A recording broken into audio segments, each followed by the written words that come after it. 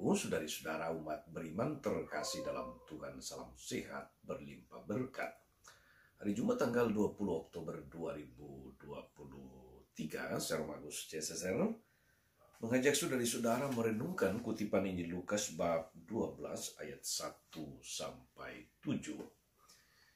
Pada hari ini tanggal 20 Oktober, kami Keuskupan WT Bula Sumba NTT mendapatkan berkat Tuhan dalam tahbisan 6 orang diakon calon imam diosesan.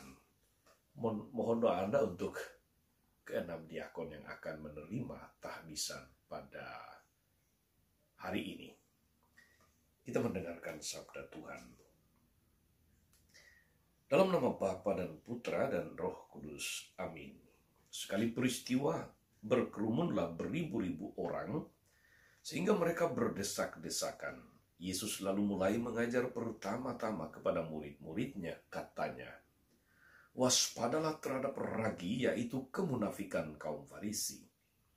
Tiada sesuatu pun yang tertutup yang tidak akan dibuka, tiada sesuatu pun yang tersembunyi yang tidak akan diketahui. Karena itu apa yang kalian katakan dalam gelap akan kedengaran dalam terang. Apa yang kalian bisikkan ke telinga dalam kamar akan dimaklumkan dari atas atap rumah. Aku berkata kepadamu, hai sahabat-sahabatku, janganlah kalian takut terhadap mereka yang dapat membunuh tubuh, tetapi kemudian tak dapat berbuat apa-apa lagi. Aku akan menunjukkan kepadamu siapakah yang harus kalian takuti. Takutilah dia yang setelah membunuh mempunyai kuasa untuk melemparkan orang ke dalam neraka. Sungguh, aku berkata kepadamu, takutilah dia. Bukankah burung pipit dijual 5 ekor 2 duit? Sungguh pun demikian, tidak seekor pun dilupakan Allah. Bahkan rambut kepalamu pun terhitung semuanya. Karena itu jangan takut, karena kalian lebih berharga daripada banyak burung pipit. Demikianlah sabda Tuhan. Bapak Ibu saudari-saudara umat beriman terkasih dalam Tuhan kita Yesus Kristus. 2 ajaran pokok Yesus pada hari ini terkait dengan 2 kata, yaitu kemunafikan dan jangan takut.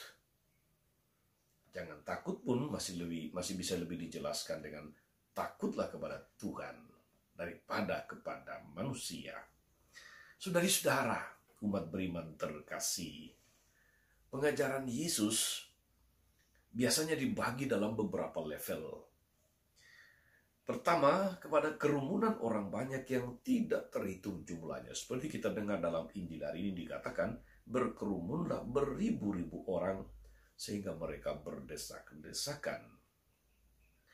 Level yang kedua adalah kepada para murid, yang biasanya kita kenal sebagai 70 murid.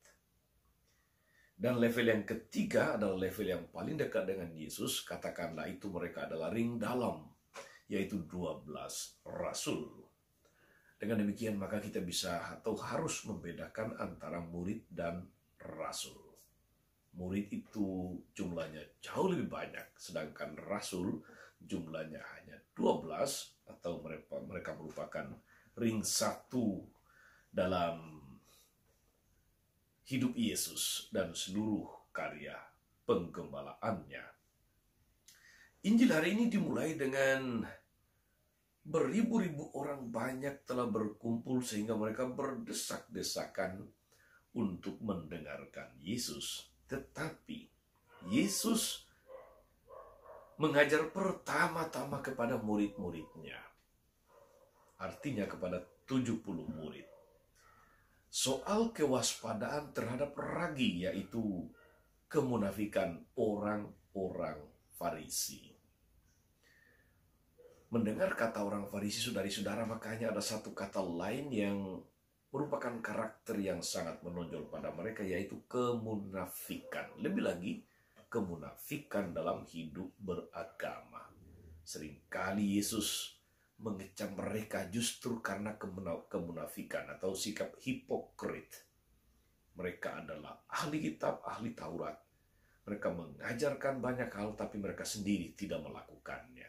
Hidup mereka sungguh penuh kemunafikan. Yesus sangat membenci kemunafikan tentu saja, sebab orang yang munafik adalah orang yang tidak jujur, orang yang tidak tulus, orang yang tidak apa-apa, tidak apa adanya. Dan orang yang munafik juga, lebih lagi dalam artian kemunafikan hidup beragama, adalah orang yang juga tidak pernah takut Tuhan. Orang yang tidak takut Tuhan. Yesus sekali lagi sangat membenci kemunafikan. Maka dia katakan, tidak ada sesuatu pun yang kamu katakan dalam gelap akan kedengaran dalam terang. Apa yang kamu bisikan ke telinga akan diberitakan dari atas atap rumah. Jadi saudara-saudara, barangkali dengan kemunafikan kita bisa katakanlah menipu sesama.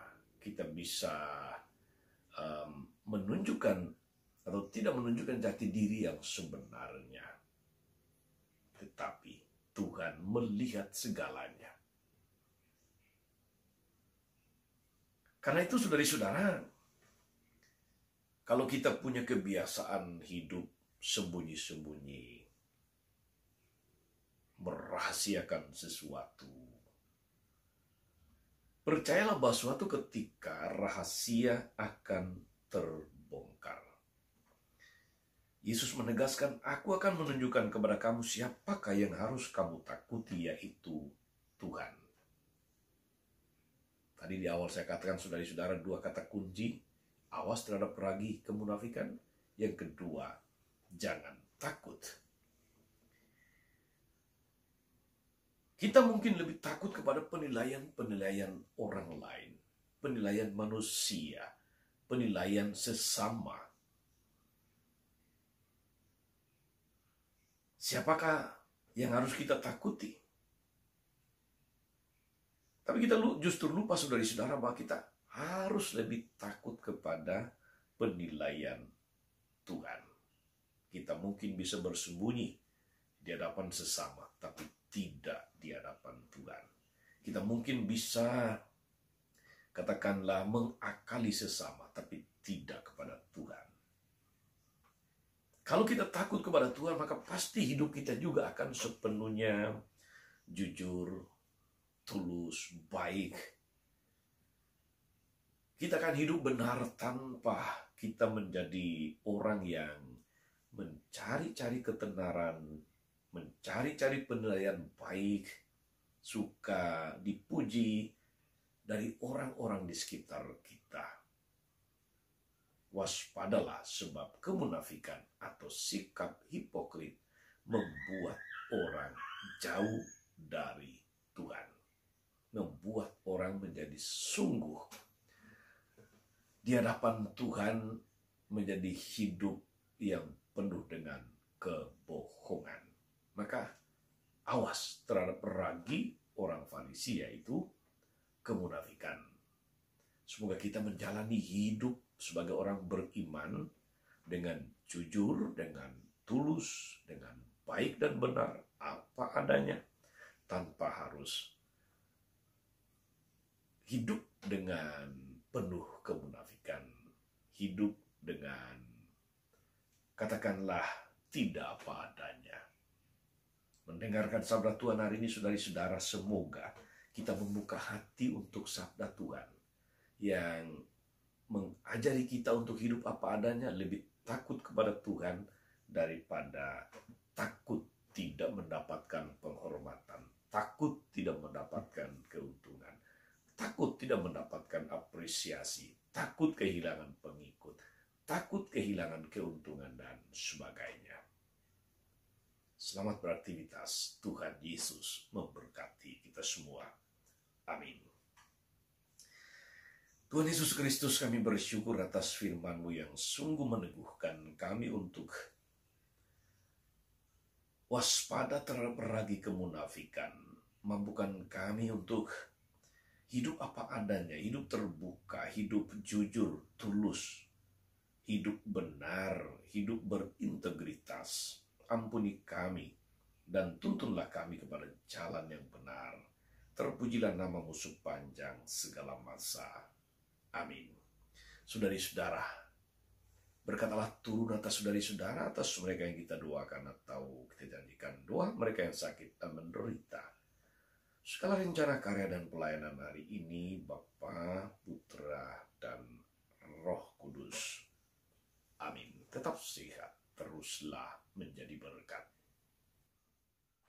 Jangan lupa like, subscribe, nyalakan lonceng notifikasinya. Salam 52, Tuhan memberkati.